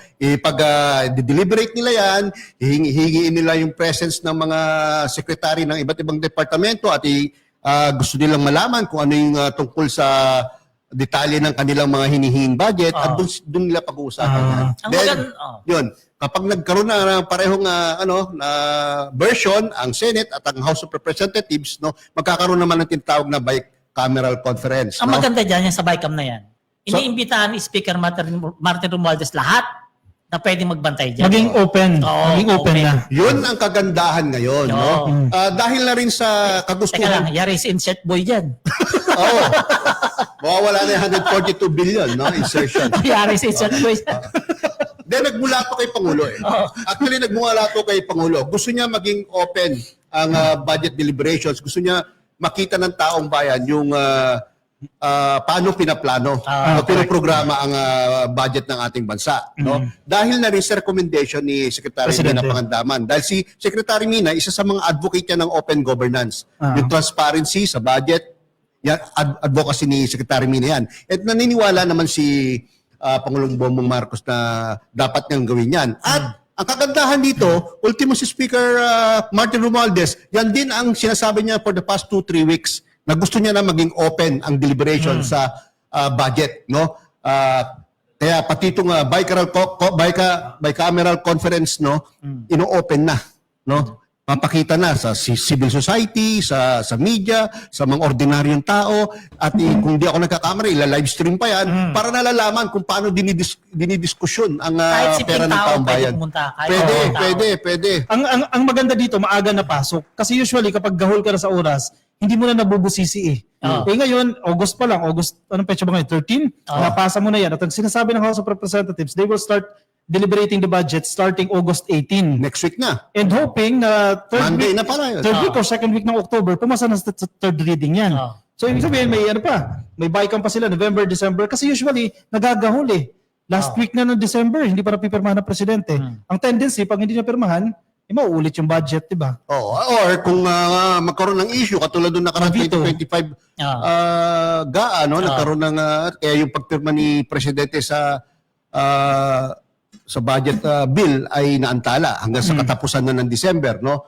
This time, pinaaga ng DBM at nangako ang HOR na paagahin din matapos ang deliberation, and then ganun din naman siguro ang Senate para magkaroon ng mas maagang BICAM kung saan gagawin nila naman yung General Appropriations Bill na for signature ng ating Pangulo para maging General Appropriations Act. Ito, dito, pahiya dito yung mga dilis ha. Ito, paliwanag ko ha. Bukang bibig nila na si Speaker Martin Romualdez at si PBBM, kurakot daw, magnanakaw daw, ganyan-ganyan. O ngayon, open sa publiko yung BICAM. Kung kurakot si PBBM at saka si Speaker Martin Romualdez, ililihim nila yan. Correct. Bakit mo bubuksan? Diba? Ngayon, tahimik sila kasi napapahiya sila. Bakit i-open kung ikaw ay magnanakaw? Correct. Hindi ka ba natatakot na malaman ng publiko kung paano ka magnakaw? Dahil nga naka-open, ibig sabihin yan, wala silang masamang plano dyan sa budget. Kaya si Boy Insert, malaking problema talaga dyan. Malinis yung intention. At kanina, pinapakinggan ko rin yung press conference ni Secretary Amena Pangandaman, no? tinitiyak nila yung accountability sa government spending. Oo. Diba? Bawat sentabo na gagastusin dyan, mapupunta sa tama at hindi mananakaw. Oo. Diba? Malaking bagay yan eh. Yung participation, very important yung participation ng taong bayan. Kasi ang budgeting, pinaplano mo yan eh. Diba? Kailangan pakinabangan ng tao yan eh. Kasi kung hindi papakinabangan yan, wala. Oh, pero parang nagulat talaga ako kanina. Pag narinig natin budget, akala natin ganun-ganun lang. Libro pala yan, ang kapal. Akala mo Webster Dictionary. Kasi naging part ako ng Pala. government agency, Oo. naging part bumubuo kami ng budget eh. Pinapasa mo yan eh. Kada government agency, siya yung mga projects mo, magkano yung kailangan mo. Oo. So pag pinasa mo na sa DBM yan, susuriin na yan ng DBM. Halimbawa, nag-request ka 80 million. Sa tingin ng DBM, hindi eh. Inisyuan namin kayo ng 20 million noon, hindi nyo pa naubos. Mababawasan yun. So ngayon na nasa Congress na, nasa House na, and then sa Senate, posibleng tumaas, posibleng bumaba. Kasi medyo political na kasi ang budget deliberation eh. Diba? Kung may bumulong kay Kong, wag mong bigyan yan. Pero alam nyo ka-copy, Palerista, dalawang napansin ko kanina na habang pinapanood yung presentation ng budget. One, first time na inalaw ang vloggers tulad Ay, natin. oo nga, no? Na magtanong na magtanong no? Oo. sa mga panelists, no? Dahil ang mga vloggers po, normally, hindi talaga kami inaalaw na magtanong. Kasi second class citizen Walang eh. inaanyayahan na vlogger dyan. Para kami Kami pa lang. second class citizen kapag nandun kami sa mga press conferences, no? Even sa alyansa nung nakaraang 2025 midterm elections, para kaming second class citizens doon, hindi kami pwede magtanong. Pero kanina, inalaw kami magtanong. Gulat Ako eh. nagtanong, si Palerista nagtanong, si Ka-Coffee nagtanong. Gulat Inalaw yung, kami. gulat no? yung mga media. Gwapo ng mga to, naka-uniform pa. Oo. Di ba? Ganda na uniform. Ulitin ko, gwapo, cute. Cute. Pero yung isa pang observation ko, seriously, isa pang observation ko, dito sa NEP 2026, no, tinanggal yung lahat ng posibleng pagmulan ng issue o controversies. Tinanggal ang AKAP. Yes. Okay? Yes. Number one, ang education. Sa budget, naglagay ng pondo sa PhilHealth. Di ba? Di ba? Okay, no? So lahat ng mga issues last year na pinag-usapan at kinikriticize sa gobyerno, tinanggal sa NEP 2026. Which means, no, etong budget na to, ay palagay ko, pinakamaayos, pinakamagandang budget, Pinaka-transparent. pinaka-transparent na budget sa kasaysayan ng Pilipinas. At responsive sa pangangailangan ng taong bayan. Correct. Responsive sa nakasaad sa ating konstitusyon. So, tanong na sa kababayan natin, ano ba yung top 10 priorities ng gobyerno para na mabigyan ng budget? Sige, isa-isahin natin yan. So nasa konstitusyon yan, dapat the biggest chunk should go to the education sector. No? So 928.5 billion pesos po Laki. nasa sektor ng edukasyon. Mandato po yan ng ating konstitusyon. Oo. Sa public works naman po, 881 billion. Sumunod naman po sa health, kasama na po dyan yung sinasabi ni Sir Yayam na pinondohan na po ang PhilHealth. So wala nang iyak na DDS. Pumapalo po yan ng 320 billion pesos. Defense, malaki yung defense natin ngayon. Sa defense, malaki din. 299 billion. Ako na lang magbasa. Sige. Sa interior and local government, kasama po yung mga LGUs dyan, 287.5 billion pesos. Sa agriculture naman, isa din po sa prioridad ng administrasyon, 239 billion pesos. Social welfare, pasok po dyan, of course, yung DSWD at NCSC, yung National Commission on Senior Citizen, no? 227 billion pesos yan. Of course, DOTR, 198 billion. Sa judiciary din, kasi maraming kailangan din improvement sa sistema dyan, 67.9 billion pesos. At panghuli po, sa top 10 priorities, yung labor and employment, nasa 55.2 billion pesos. Yan. Yung mga binanggit ni Ka-Coffee, yan yung mga top 10 na priority na binigyan ng budget ng gobyerno. Yan. Yes. May babasahin ako, maganda yung comment ni Miss Carmen Diaz. Good evening. Gusto ko lang ipaabot kay PBBM ang pasasalamat ko sa PhilHealth program niya sa Hospital Emergency Room Service. Thank you. God bless, Mr. President. So, ibig sabihin, isa sa mga nabiyayaan ng PhilHealth project, no, ni BBM dahil talagang ang daming binubuhos na pondo diyan. Ito pa, comment pa. Sir, bakit 67 billion yung sa judiciary? Dapat 1 billion na lang sa ginawa ng Korte Suprema. Hindi pwede yun. Wag naman.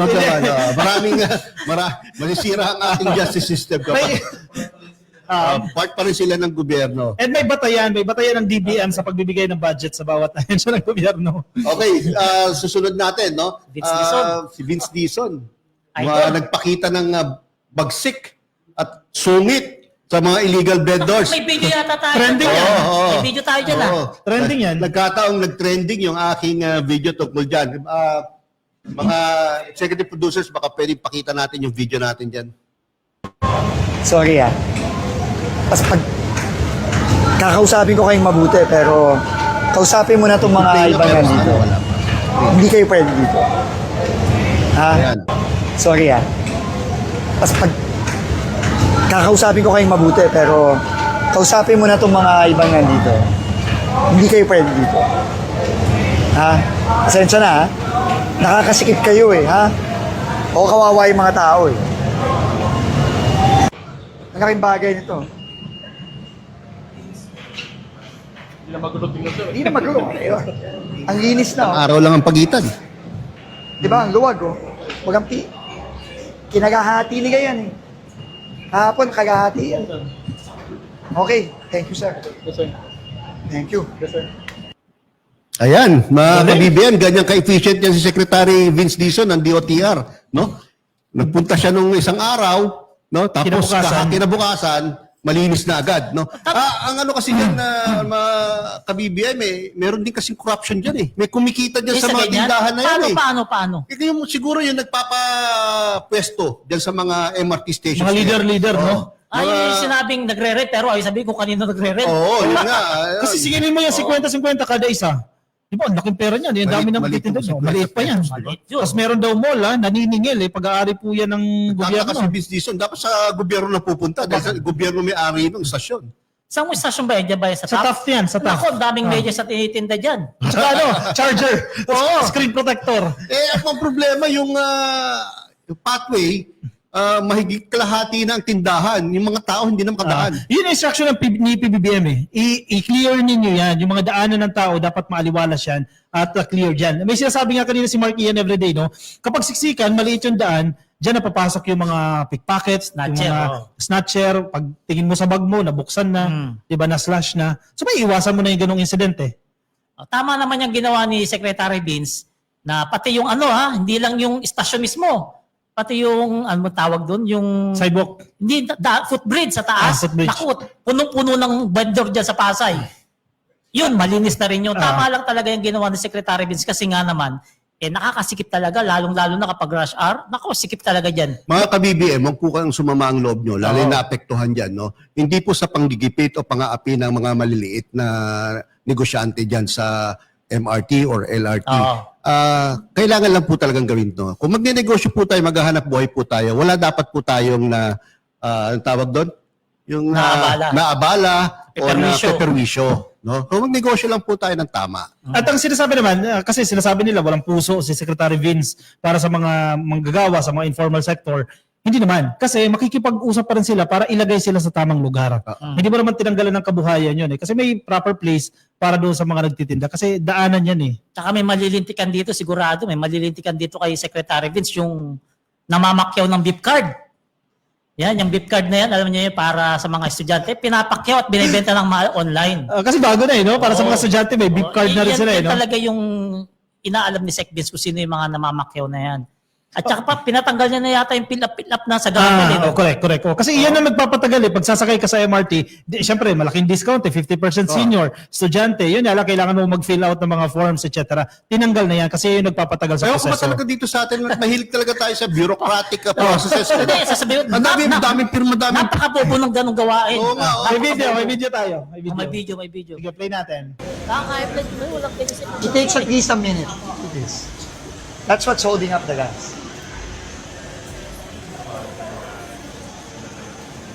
Parang ang hassle lang. Hassle yan. Papatanggal ko. Pag mag-alala. Palagay na lang tinanggi. Yan. Nagbabalik pa ako. Di ba? It's annoying. Pasensya ka na Hindi nagkakasagana Ayusin natin. Sige. So yan, wala na. Wala na yung pila-fill up ng mga forms para lang makakuha ng 50% discount ang mga senior citizens, PWD at mga estudyante. Dahil malaking ayaw bagay, ng no? Pangulo yan. Alam mo, si President modernizer yan eh. Digitalization na nga ang sinusulong niya, tapos ang dami pa natin pinipirmahan, pinipila-pila kung ano-anong papel. Ewan ko ba sa mga boss diyan, nakapag-aral naman yung mga yan, pero parang ang Hindi, hirap ang mag-isip, no? ang problema kasi dyan, marami nang hindi nagtitiwala sa mga empleyado ng gobyerno kasi way din yan para ma-assess o ma-check kung totoong napunta sa estudyante. So parang kasi sa bureaucracy, medyo maraming involvement ng corruption, di mo na naiwasan yan, di ba? Yan yung paraan para ma-check totoo bang napunta sa estudyante yan. So may proof ka. Ang problema naman, humahaba yung pila. Mahaba, yun lang. Oo. Diba? Gusto ko lang emphasize, minsan nagkakaroon talaga ng disconnect eh. Andito yung gusto ng Pangulo. Tapos sa baba, itong ginagawa. So, contradicting. Nagahang. Oo. Katulad dyan sa Professional Regulations Commission. Nagpunta ako dyan. PRC.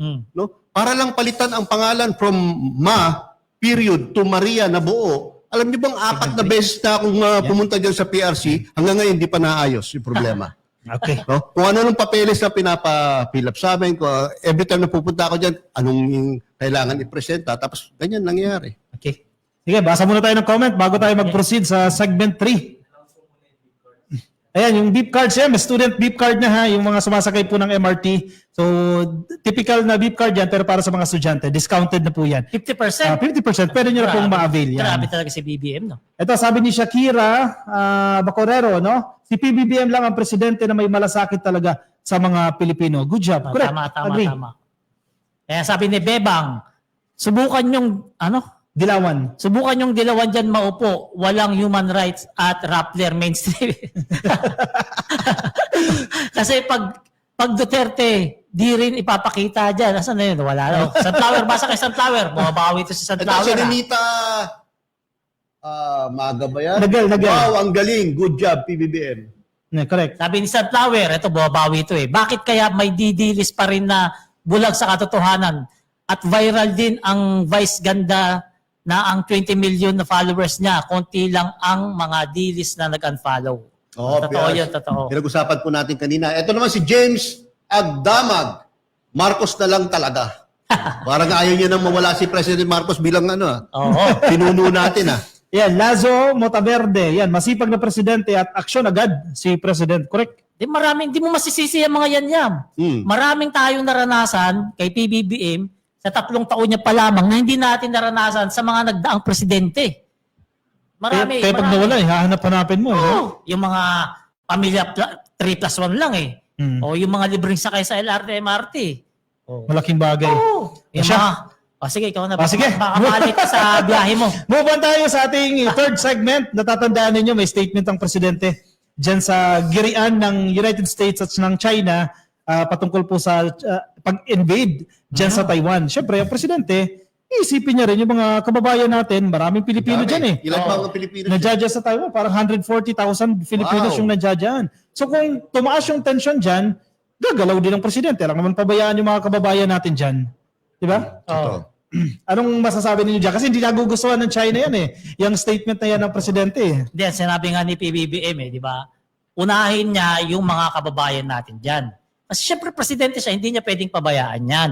At normal naman yun. Kasi ang mga kababayan natin sa Taiwan, kapag nagkaroon talaga ng dyan, ng gera dyan, yan talaga unang tatamaan. At yan ang priority ni PBBM. Saka bakit makikialam sila sa foreign policy natin, Pangulo? Foreign policy namin yan eh. Ng Pilipinas eh, hindi naman China eh. Wala kayong karapatan manghimasok kung ano man gusto ng aming Pangulo. Tsaka pansinin mo, China na naman ang ubiksena.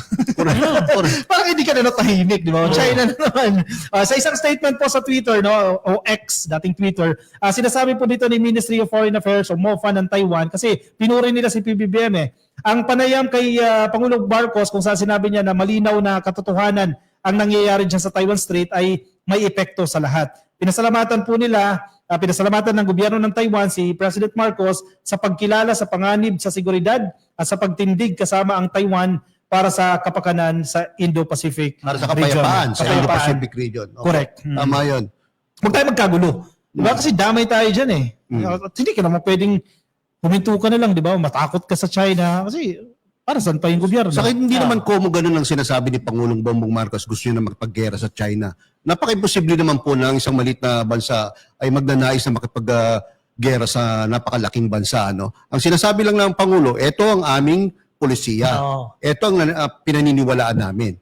No? Ngayon, problema nyo na yun. Kung yan ang yan iniisip nyo, katulad ng sinabi ni Secretary ng National Defense na si Gibo Chodoro, huwag nyo pakialaman kung anong gusto namin sabihin. Huwag nyo pakialaman kung anong paninindigan namin. Alam mo, problema kay PBBM kasi, mga kabibim, problema kay PBBM, masyadong yung pinanindigan niya yung sinabi niya.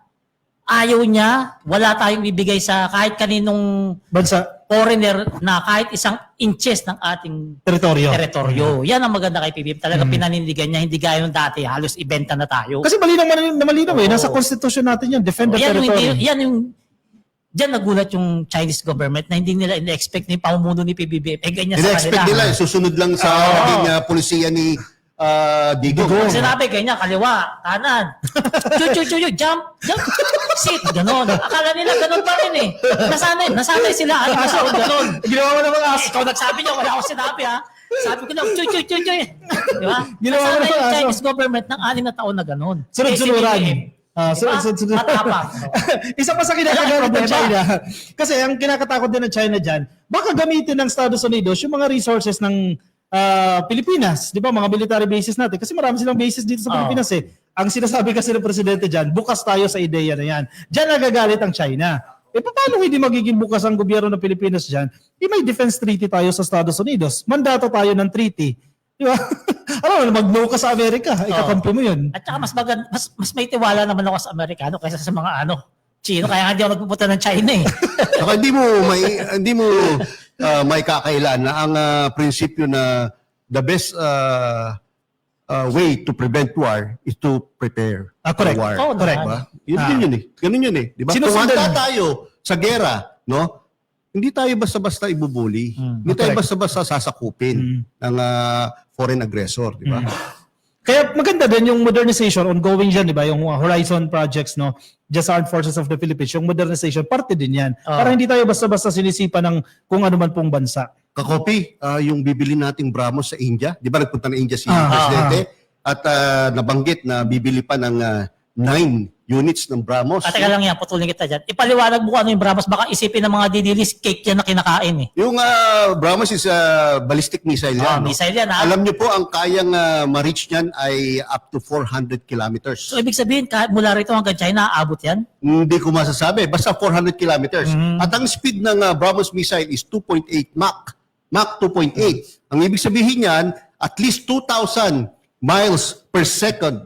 Miles pa per minute to. Iba Per pa minute yan, ata. iba pa yan sa bibilihin nating Typhoon missile sa Amerika. Iba pa yon. Iba naman ang purpose nito ata yun, no? So nakakatuwa, no? Na ang ating pangulo ay nag-iisip na palakasin talaga ating military with the hope na ma-prevent ang mga ibang bansa na tayo ay maging aggressive sa atin, di ba? Kakopi, totoo bang may bagong biniling Ay, oo. helicopter?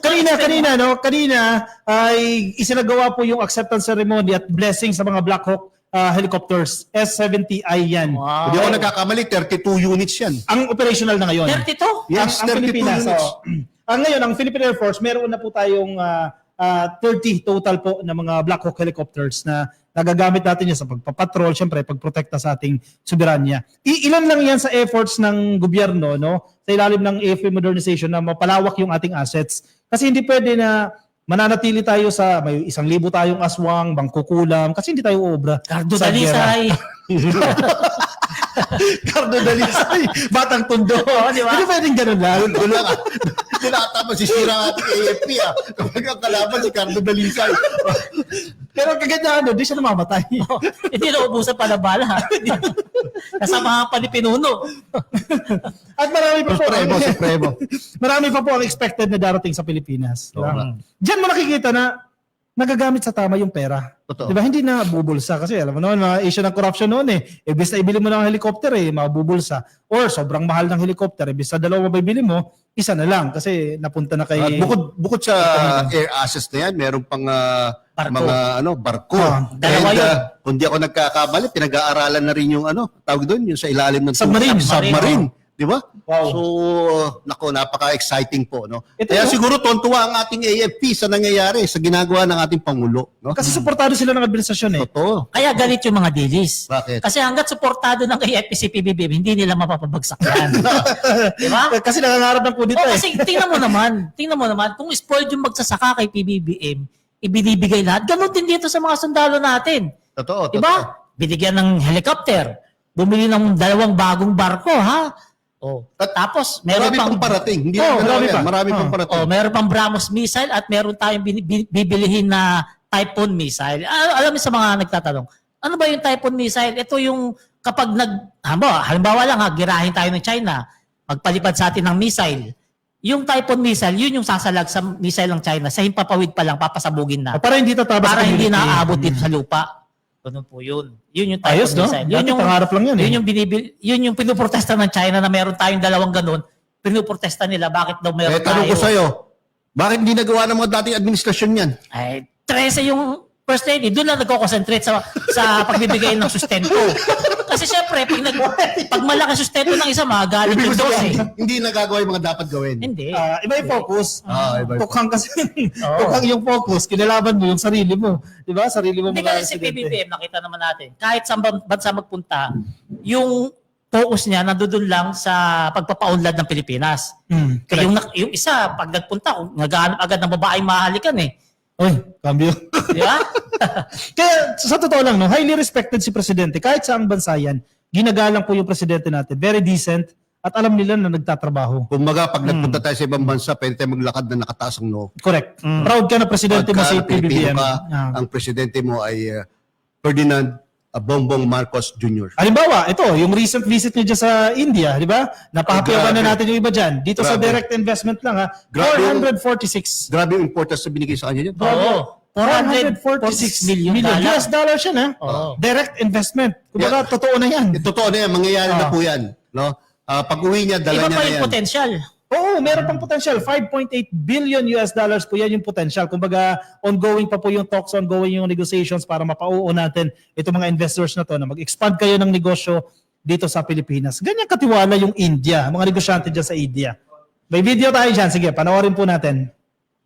Of my visit was on enhancing our trade and investment relations with India. As two of the region's and the world's high-growth economies, the Philippines and India have everything to gain from increasing our economic engagements. With members of our business delegation, I met with India's foremost business leaders and investors in New Delhi and Bengaluru. These include those that have already significant investments in the Philippines and also those considering entry into the Philippines. We showcase the strength of our economy, the talent of our people, and the opportunities that await those who choose to invest in the future of the Filipino nation. We secured a total of 18 business agreements comprising real investments of $446 million and generated interest for a potential of up to $5.8 billion.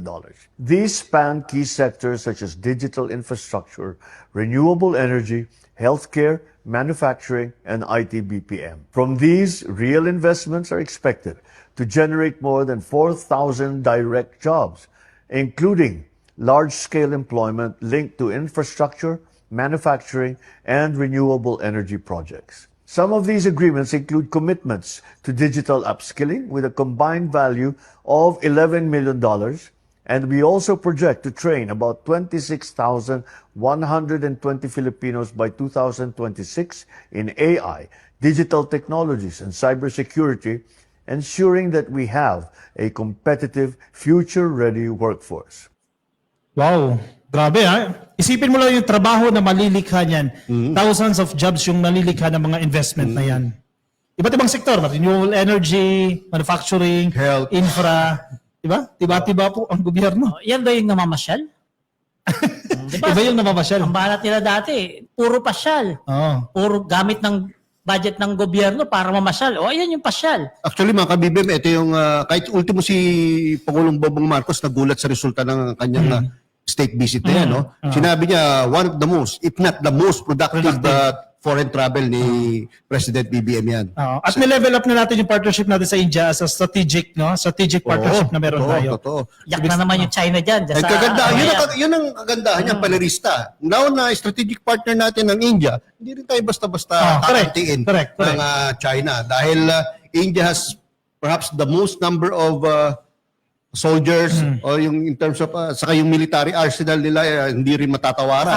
Kaya lumaban. Hawak ng India yung alas ng ekonomiya ng salangis ng China. Kasi yung gayong binanggit ko last time, doon dumadaan sa teritoryo nila yung mga barko ng langis ng China. Ang laking bagay yan, no? Ayan. Sige. Actually, ang pagpunta ng presidente dyan sa India, malaking bagay din yan sa mga Pilipino na naninirahan dyan sa India. Kasi nagkaroon ng ang tawag natin yung diplomatic karaoke, di ba? Sa visit sa mga Filipino community. Again, assurance ulit yan sa mga OFW na nandiyan sa India na dito yung gobyerno nakikinig sa inyo at ipinaparamdam sa mga OFW, mga residente dyan sa India na may gobyernong nakikinig po sa inyo. Yung pagpunta dyan ng ating presidente. Yung punta na yan, kung di ako nagkakamali, meron siya totoo ba yun? Ilan ba yun? 18 atang meetings with different corporations. Tama ba? Oo. No, nagkaroon diyan ng meetings no sa iba't ibang CEOs and executives ng iba't ibang corporations no para pag-usapan na pag-invest sa ating bansa no. At yun nga no, mahigit $400 million ang initially na create ng kanyang mga meetings at merong iniisip pa na additional 5.8 billion no kapag nagkatotoo lahat ng mga pinag-usapan. So ito namang lakad naman ni PBBM kahit saang bansa naman, nagkakatotoo naman. Lalong-lalo na yung, naalala nyo yung binash si PBBM yung nagpunta sa German? Naalala mo yun, Yam? Sabi na masya lang daw si PBBM doon. O ngayon, yung isang kumpanya ng German, mag-i-invest dito sa atin na magpapatayo ng mga windmill. Oo, napakalaking investment. Malaking tulong yun. 300 billion ata yung investment na yan. Grabe, no? Sige, segue tayo sa ating next topic. Ang presidente nagpunta dyan sa command center ng Philippine National Police, parte po ng selebrasyon ng anibersaryo ng PNP. 124th. Grabe, no? Pinakita ang gilas ang presidente. Nagpakita ang gilas dyan ng PNP. Siyempre, pinagmamalaki po dyan ng PNP chief, si General Astig Nick Torre. The People's General. Correct. World Yung champion. 911, yung mabilis na pagresponde. Call 911, yung 5-minute So ano response ba yung time. 911 na yun? Ano yan eh? Halimbawa, may emergency. Parang hindi napapanood mo sa pelikula. Hello, 911, what's your emergency? Meron na tayo niya sa Pilipinas. At centralized na yan. Kasi kung papansinin ninyo, bawat LGU may kanya-kanya yan emergency hotline. So ang goal, buong Pilipinas, 911 na ang gagamitin natin sa pagtawag sa if case na may emergency. At ang pinagmamalaki ng PNP dyan, within 5 minutes, yung iba ka 3 minutes lang 5 minutes, re-responde na agad. Nandiyan agad yung police na re-responde doon sa tulong. Maiwasan mo yung krimen, di ba? Kung ano man yan na posibleng mangyari, kung may magdanakaw, mahuhuli yan, kung may aksidente, matutulungan. At ang dami na examples na talaga magandang nangyari. Yung response time talaga nakahuli agad ng mga kriminal, ano? Parang mas sumipag ang mga pulis ngayon eh. At saka sa mga pulis ngayon, talagang hindi pwede patulog-tulog no. Kasi kapag ganyan, pag may tumawag, 5 minutes. Andiyan agad diba? Saka kaya importante yung visibility nila. Yung scattered sila sa community, so para yung response time talaga nila, ma-meet nila. Naka-ready na. At the same time, naiwasan ng mga crimes. Di ba? May napapansin pa ba kayo mga nare-report ngayon na katulad nung bago i-implement yan, merong mga ang daming sinasabi sa BGC, sa Makati, sa Quezon City, di ba? Ngayon wala ka na halos marinig. Pati pa parang may nabasa akong balita na bumaba yung crime rate natin ngayong buwan na to. Bumaba yung crime rate. Kumpara ng nakaraang taon. Ibig sabihin, effective yung ganyang strategy. Di ba? At ang sinasabi ng Philippine National Police dyan, kasi millions of calls yung natatanggap nila Kaya mga prankster, wag nyo nang tawagan yung 911, di ba? Kasi sayang yung oras na ibinibigay sa inyo ng mga operator. 60% doon ay na-address nila. Saka 60%. mahuhuli kayo. Mahuhuli kayo. Pwede po mahuhuli kayo. Damputin. Yung mga frank calls po na yan, mapapahamak po kayo dyan. Ibig na kunwari kayo nagre-reklamo ng krimen, kayo po ang magiging kriminal. Kasi hindi biro yan. Kapag nag-report ka ng kalokohan dyan, nako. Sa panahon natin ngayon, madaling-madali nang malaman kung sino yung mga meron pong batas dyan, no? ganyan. Bawal po yung ganyan. No? Kaya dito sa proyekto na to, pinapakita kahapon ni General Torre kay PBB, dinedemo niya, palakpakan yung mga Pilipinas sa comment section, pinupuri talaga si General Torre. In fairness, isang PNP sa may magandang accomplishment sa administrasyon ito ni PBBM. Mga dating hindi nangyayari nangyayari ngayon Correct. Katulad ng HOR, mas mataas ang trust and performance rating ng Senate na dating hindi grabe yan, nangyari, ha? no? First time yata nangyari yan. First time nangyari sa kasaysayan natin, gaya ng sabi ni Tito Soto. Tapos, PNP, ang taas ng trust and performance rating din ngayon dahil sa ginagawang mga pagbabago ni General Torre dyan sa... Alam niyo mga ka-BBM, alam niyo naman, gala tayo. Kahit saan akong lugar magpunta, parang kada 3 kanto, may pulis ako nakikita.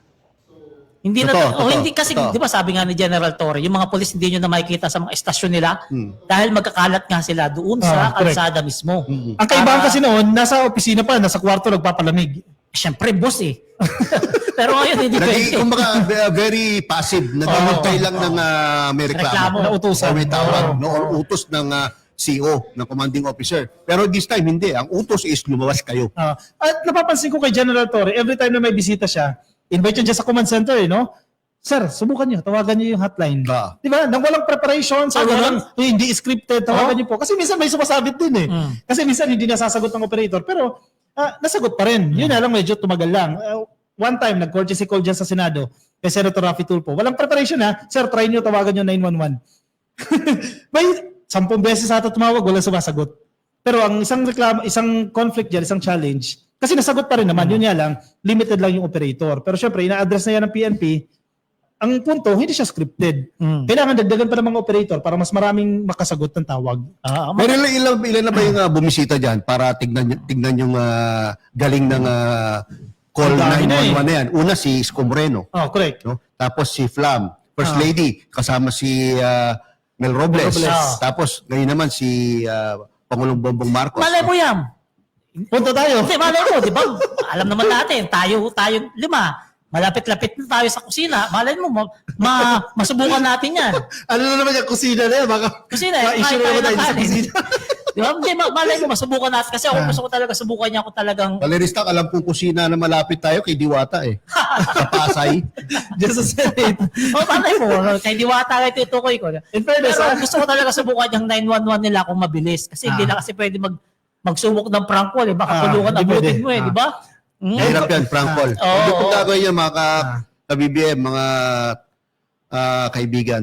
Kasi Huwag yun ang subukan. yung 911 na yan, para lang talaga sa mga emergency na pangangailangan ng kababayan natin. Ngayon, kung magpa-prank ka, may pupunta sa yung pulis, isipin mo kung kalokohan yun. Nasayang yung oras ng mga pulis. Diba? Correct. Dahil limited pa yung number ng operators. Kaya disiplinahin natin sarili natin. Baka iyak ka niyan pag ginawa mo yan. Pag resulta niya, iyak ka. Sigurado, kapag ginawa mo yan, pag na-vlog ka ni General Torres, susungkitin namin yun. Susundan namin yun. Luluto yung kay General Torre at iiyak-iyak. Ang galing talaga si General Torre. Congratulations sa PNP sa kailangan recent sila ngayon. anniversary Magaling celebration. talaga, magaling. Sige, move on tayo sa ating next and last topic for this Last episode. topic, yan. Siyempre, ang paborito natin ang Love for All. Yes, Love for all. Siyempre, Love for All. ganyan nga. Ganyan Ganun ba? Love for All. Magpatanda talaga kayo. Ganyan yung bakit. Sa aming mga...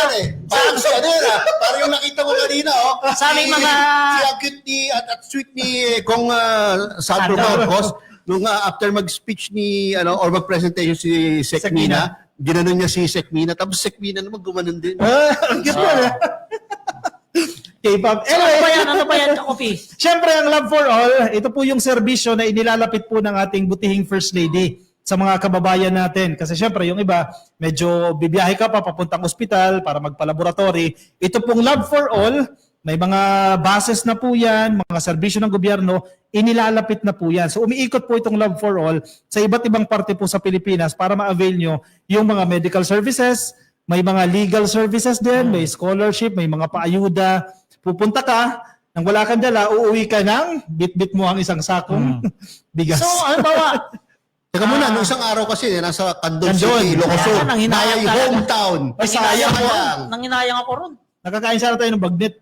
Oo, sa kayo Ano yung empanada? Ngayon ka, Kopi, halimbawa, malabo yung mata ko. Pwede ba ako dyan? Pwede ka magpa-check up. Libre o baka may bayad? Walang bayad. May makukuha ka pang salamin pagkatapos. Wow! Di ba? Kung sumasakit ang tiyan ko, kailangan ma-check up yung tiyan. Meron, may mga doktor doon. At the same time, may pharmacy. Resetahan ka, makukuha mo rin yung gamot mo doon. Halimbawa, yung 3 girlfriend ko, nag-away-away, kinaswan ako ng 3.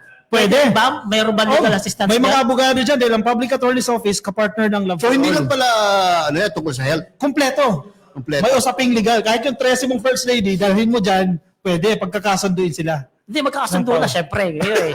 Dumadaan sila sa hirap eh. Ngayon, Kakopi, Ambo, gusto ko mag-enroll sa TESDA. Meron din. Pwede rin May dyan. mga scholarship din sila, even yung CHED. Ibig Andiyan din sabihin, yung CHED. kung sa Kandon, yung mga kababayan natin, pwede na mag-enroll sa TESDA kahit hindi na pupunta rito sa Manila. Number one, syempre, mag-inquire ka doon. Ano yung mga requirements ng enrollment. Alamin mo ano yung pinakamalapit na branch ng TESDA. Yun, doon mo malalaman yan sa Love for All. At meron din dyan. Sige. tuloy mo muna. Kumbaga, kumpleto yung serbisyo ng gobyerno and even yung private sector, katuwang din nila sa Love for Andyan All. din yung SSS, DSIS, at Correct. iba pang government agencies like, ano pa yun, housing, no? Yung andyan din. Andyan din yan.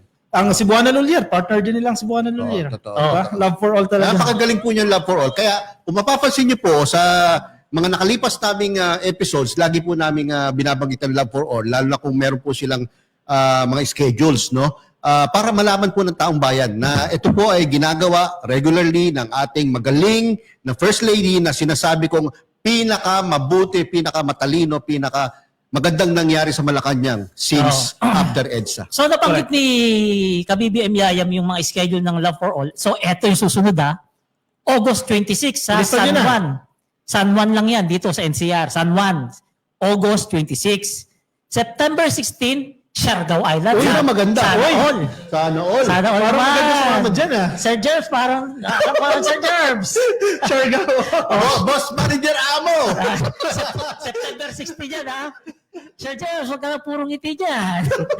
September 16, Siargao Island. Ay, di ata, pwede ka ba dyan? Ha? Pwede ka ba dyan? Pwede naman. Bakit? Davao City ba yan? Ngayon, September 30. Ibang persona nang grata ka sa Davao? Hindi. September 30, Valenzuela City. Yan tandaan nyo, ulitin ko. August 26, San Juan City. September 16, Siargao Island. September 30, Valenzuela City. Yan. Kung malapit kayo sa lugar na yan at meron kayong nararamdaman na gusto nyo ipa-check up, libre nyo lang po makukuha dyan. Kaya nga dapat natin pasalamatan si First Lady Liza Roneta Marcos sa malasakit at sa serbisyo para sa ating mga kababayan, lalo na po yung mga kapos. Uulitin sa mga ko serbisyong yan. walang nagagastos na pera ng gobyerno yan dahil yan ay tulong-tulong yung mga private sector. Correct. Para And the ma- government agencies din. Para maihatid, serbisyo lang yun. serbisyo. Para maihatid yung tamang serbisyo sa ating mga Kaya kababayan. maraming salamat sa ating First Lady Liza Roneta Marcos. So mga kababayan, huwag niyo pong babaliwalain yan. Kung malapit kayo sa mga lugar na, San Juan, ikaw ay taga Mandaluyong, pwede kang pumunta dyan. At mag-avail ka ng libreng serbisyo ng Love for All ni First Lady Liza Marcos. At pwede pa kayo makapagpa-picture kay First Lady at sa aming tatlo. Correct. Diba? Kung andun kami. Sana all. Kung sa Siargao, isasama tayo. Sana. Hindi, naghahanap na ng ticket ngayon yan si Jeremy sigurado. Anyway, sige, mag-shoutout tayo. Baka malate to si Joe. Kay Theodora Gamit, good evening mga ka-PBBM Solid supporters watching from Hong Kong. Maraming OFW dyan. Shoutout po sa inyo. Sabi ni Marshall Asong, sana makarating sila sa Negros Occidental. Marami din nangangailangan ng tulong nila. Naka-schedule na yan. Naka-schedule din yan. Ito si Teodoro Gamit. Good evening mga ka-BBM, solid supporters watching from Hong Kong. Kay Blanca Gay, people think that President Marcos is a weak president because he doesn't say much, but people doesn't know that he is full of work. Non-stop work for the people of the Philippines. Action speaks louder than word. That's my president. God bless PBBM. Watching from California. Wow. Ito si Maria Pleteski. Akala ko absent din to. Ngayon ko lang nabasa comment nito eh. Watching from Chicago si Illinois, si Ma'am Maria Estrella Pleteski. Lagi present yan si Maria, no? Pleteski pala. Plateki. Sorry. Ano yan? Talagang loyalista yan. Ito wala pang absent. Si Sunflower may absent na. Dalawa eh. Oo nga. Dapat next time hindi wala absent si... Bawal niya pala rin sa tatlong babae. Joke lang po yun. Joke lang. Loyal yan. Stick Kung to alam one. niyo lang, misis ko, nako. Iniisip ko palang alam niya na. Princess Sweetie, sabi niya, the best president, Marcos Matalino, walang makakatalo sa mga Marcos. Totoo yan. Ano sabi sa misis mo, mas matindi pa kay Conan. Oo, Conan Detective Conan. Detective ko. Ako, Conan the Barbarian. the best president talaga si PBBM. The best president para sa akin. Kaya nga yung mga ibang ka-BBM, lalo yung mga Marcos loyalists, gusto nang mag-extend pa ang kanyang termino beyond 2028. Kaso hindi talaga Which, pwede, no? tingin po namin na hindi po At mangyayari. saka hindi rin dahil- papayag si PBBM sa tingin ko. Napakadisente po ng ating Pangulo. Hindi siya po papayag. siya kapit tungo sa posisyon. at gusto lang po niyang gawin ang lahat ng kanyang magagawa for the next 3 years. Pera na lang yan. Kung magkakagulo ng matindi, kung manggugulo yung kabila, magkakagulo talaga yung pag-revolusyon, yan. Wala talagang election yan. Kaya wag natin hayaan na maggulo yung mga deals, no, at magpabagsak sa gobyerno. O, diba? Sa bagay, hindi nila gugustuhin yan. Yeah, si Miss Joan Mojica Nojima, watching from Toyota City, Japan. PBBM lang malakas. Tama po yan. Wow. Yan si Levi Kawili, Father, pakibasa ka copy. Si Ang gayon, ang Sabi ko, galing. ayan, kay Levi, Oo. Agkawili, Fader. Ang galing po ng tandem yung tatlo. Wow! Mga opinionated, nakakatuwa din na nandyan si Palerista na komedya. Bossing, Thank you. ang galing tapos opinionated. Hindi, baka iba ibig sabihin sa opinionated. Kasi sa akin, for me, yung negative. opinionated, medyo negative ang dating. Intellectual Baka yun opinions. in a good way, yung yeah. ibig sabihin. Yun na pa. So, mga ka-BBM, nako, nagmamadali na si Joe. Mukhang may date Si si Hi Joe. Kailas, Jane Garcia, wow, nakaabot din first time. Go, go, go, Naku, PBBM. patapos na kami. Pabuhay ang bagong Pilipinas. Jim Yan. Garcia, panoorin mo na lang yung replay, ha? Patapos na kami. Ayan. So mga ka-BBM, napakabilis po talaga ng oras. Ito, 13th episode namin, 7:30 na. Kailangan na namin magpaalam. Inuulit po namin, maraming salamat sa patuloy po ninyong pagsuporta sa aming Salamat PBBM Podcast dahil ito ay malaking tulong na sa gobyerno. Yung panonood po ninyo, pag-share ninyo sa mga live namin, sa mga video namin, malaking tulong na rin sa gobyerno at kay PBBM. Yam? Mga kayaya, mga ka-BBM, naku, ngayon pa lang ako ginaganahan, parang bitin. Kung Last pwede 30 pa, minutes. 1 hour pa kaya-kaya pa Kaso po si Kakopi, merong foreign travel, kaya kailangan namin magtapos ngayon. Pero yung mga nakakapanood po ngayon, yung mga naka-tune in, pakishare na lang po ang aming podcast para mas marami pa pong makapanood sa aming mga pinag-usapan. Okay, Magandang sige. gabi po. Ako naman po si Ka-Coffee. Last shoutout kay J-Per Villafuerte. Shoutout mga idol. Dr. Villafuerte here. Wow, Doktor, makikinig sa atin. From Cebu, a former DDS, but thanks to Ka-Coffee. Naks naman na. Namulat ako sa katotohanan. Yan po ang pinapakalat ng grupo namin. No? Ito po yung katotohanan. Bawal po ang fake news. Maraming salamat po sa mga sumama at magkita-kita po tayo. So yan next mga Wednesday. ka-BBM, maraming salamat sa pagsama niyo sa amin ngayong gabi. Hindi ko na mapahabain. Maraming salamat at magandang gabi po sa inyong lahat. Salamat. Bye!